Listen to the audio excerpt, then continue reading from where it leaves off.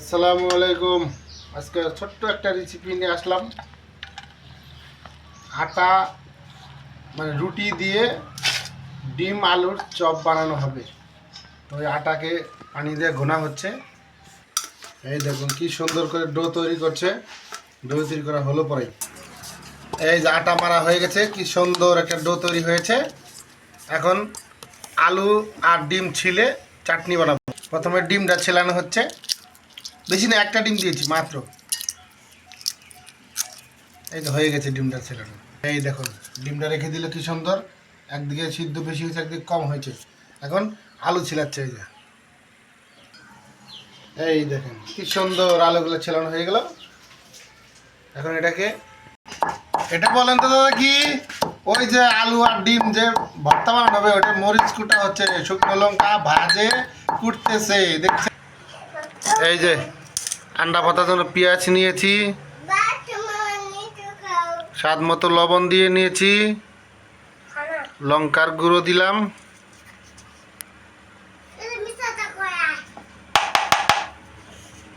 দিয়ে এটাকে এখন মেখে নিব। মরিচ মাখানো হয়ে গেছে, এখন আলুগুলা ভেঙে ভেঙে নেব। ভর্তা মাখানো হয়ে গেছে, স্বাদ মতো দিচ্ছি জিরে গুঁড়ো 1 টেবিল চামচ, তারপরে দেবো একটু হলুদ গুঁড়ো, কারণ কালার হওয়া লাগবে ভর্তাটা। বা এখন মেখে নেব একটু। এই যে আলু ডিমের ডোটা রেডি হয়ে গেছে। এখন বানাবো রুটি বেলতেছে, রুটি বানানো হওয়ার পথে রুটিকে চাকুর সাহায্যে কাটা হচ্ছে। এই দেখেন কাটা হয়ে গেল। এখন দিব আলু আর আন্ডার ডোটা, আলু আন্ডার ডোটা দিল। এখন ওটাকে মোড়ানো হবে। এই দেখেন কি সুন্দর করে মোড়াচ্ছে আমার বউ, আমার দাদি হয় দাদি। এই যে দু ছাড় থেকে মোড়ানো দিবে, দেখতে পাচ্ছেন।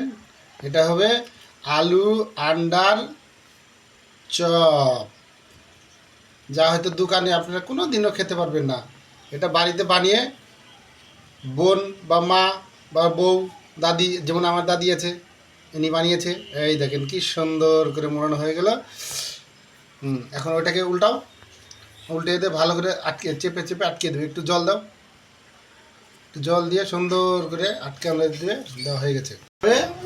এক এক করে সবগুলোকে বানিয়ে রেডি করবো। এখন আপনার সাথে থাকুন আমাদের। এই দেখেন কি সুন্দর সুন্দর করে বানানো হয়ে গেছে। এখন এটাকে তেলে ফ্রাই করা হবে। এই যে এখন এটা ফ্রাই করা হবে। এই দেখেন, ও কি সুন্দর বকবক বকবক লাগাচ্ছে তেল, দেখতে পাচ্ছেন। এই যে একটা ভাজা হয়ে গেল অলরেডি।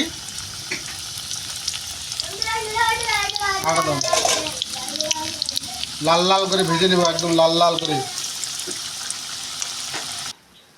এই দেখেন সবগুলো কি সুন্দর কালার, রেড কালারে ভাজা হয়ে গেছে।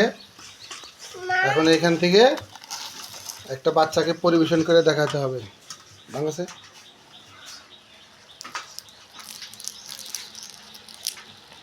ওয়াও, এই বাচ্চা খাবে। ঠিক আছে দাদা, আপনারা দেখলেন আলুর ডিম চপ রেসিপি। কেমন লাগলো একটু বলবেন, আর একটু সাবস্ক্রাইব করে দিবেন। ধন্যবাদ।